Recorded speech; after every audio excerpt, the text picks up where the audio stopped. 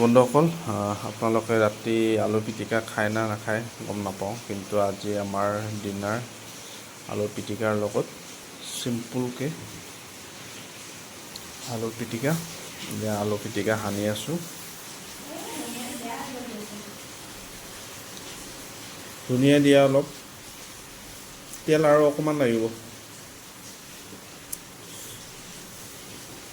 এইপিনে শুকান জলকীয়া এইটো পুৰি লৈছোঁ।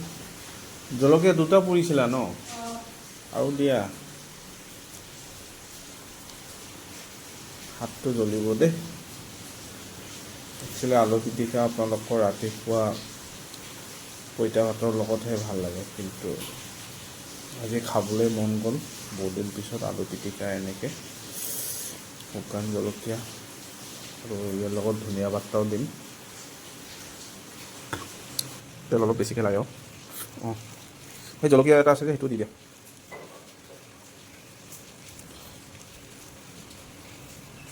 শুকান জলকীয়া জ্বলাই দিলে, পুৰি দিলে মানে ইয়াৰ চেণ্টটো বহুত মজা আৰু। বৰষুণ দিছে, আপোনালোকৰ ফালে দিছে নে নাই কমেণ্টত জনাব বন্ধুসকল। ইয়াতে এতিয়া বাজে 9:30, ত' বৰষুণ ষ্টাৰ্ট হৈ গ'ল আৰু। ৰাতি বৰষুণ দিলে ভাল, কিন্তু দিনত দিলে গোটেই কাম বন ৰৈ যায় আৰু।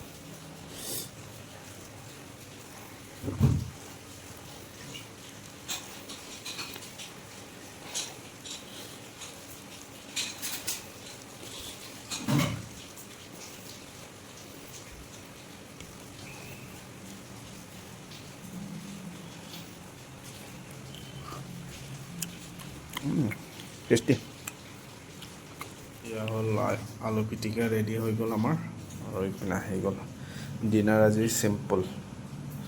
ইপিনে কণী আছে, সেইটো আপোনালোকে কিবা কয়, এইটো বিন হয়। এনেকৈ ভাত বাছ। তো আপোনালোকে যদি খোৱা নাই আপোনালোকে খাই বৈ লওক। আৰু আজি ডিনাৰত এইখিনিয়ে।